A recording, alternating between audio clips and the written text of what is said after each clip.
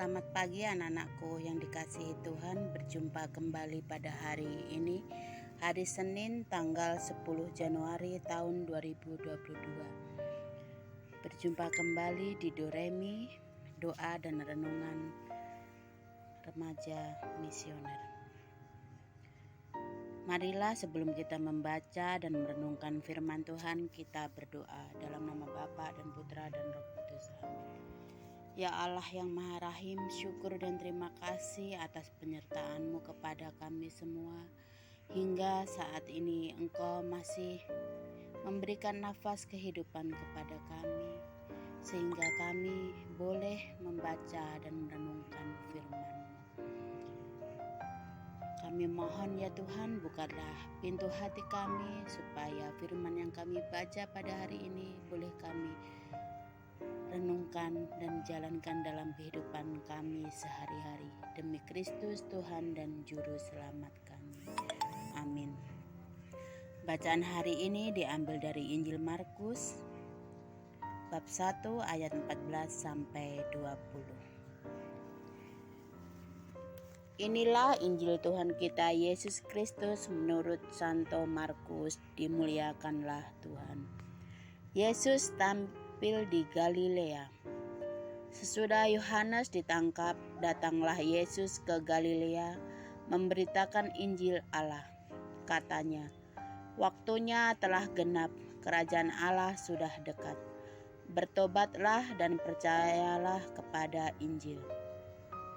Ketika Yesus sedang berjalan menyusur danau Galilea, ia melihat Simon dan Andreas, saudara Simon.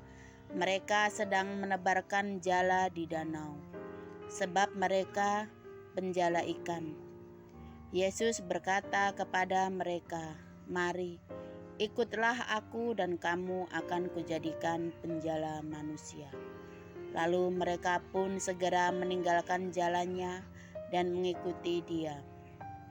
Dan setelah Yesus meneruskan perjalanannya sedikit lagi, dilihatnya Yakobus anak Zebedeus dan Yohanes saudaranya sedang membereskan jala di dalam perahu. Yesus segera memanggil mereka dan mereka meninggalkan ayahnya Zebedeus di dalam perahu bersama orang-orang upahannya lalu mengikuti Dia. Demikianlah sabda Tuhan. Terpujilah Kristus. Anak-anakku yang dikasihi Tuhan, Yohanes adalah utusan Allah yang mendahului Yesus Kristus. Ia telah melakukan tugasnya, melakukan pewartaan awal bagi Yesus Sang Mesias. Kini kita masuk dalam konsep ajaran Yesus. Waktunya telah genap, kerajaan Allah sudah dekat. Bertobatlah dan percayalah kepada Injil. Kerajaan Allah dapat diartikan sebagai di mana setiap orang mengakui kuasa Allah untuk meraja dan memimpin hidupnya. Sedangkan bertobat merupakan perubahan pemikiran dan sikap untuk masuk ke dalam kerajaan Allah. Orang harus mengubah pikirannya agar tidak sama lagi dengan orang-orang yang melawan Allah, dengan pola pikir yang salah. Sebaliknya, memiliki pola pikir yang baru yang sesuai dengan prinsip-prinsip kerajaan Allah. Itulah sebabnya saat pertama kali orang mau masuk ke dalam kerajaan Allah, orang harus mengakui dosanya. Perikop ini mengajarkan kita setidak-tidaknya dua hal yang dapat kita dalami. Pertama, yaitu undangan Yesus kepada 4 orang nelayan, yaitu Simon dan Andreas, Yakobus dan Yohanes.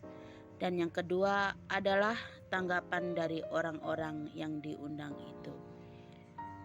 Tuhan Yesus mengatakan, "Mari, ikutlah aku dan kamu akan kujadikan penjala manusia."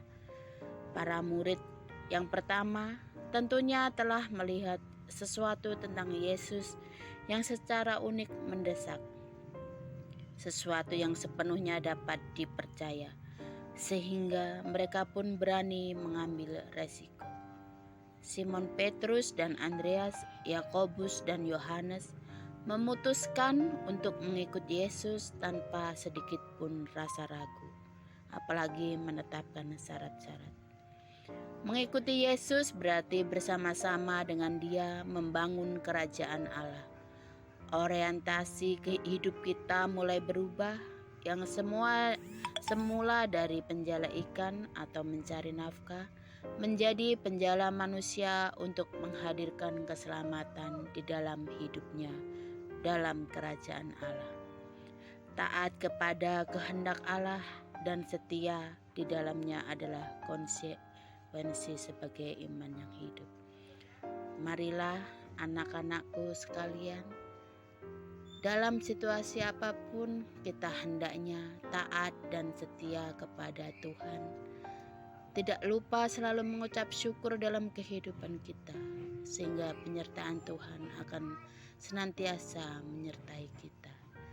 Demikianlah renungan pada hari ini. Semoga bisa dijadikan pedoman bagi hidup kita. Marilah berdoa.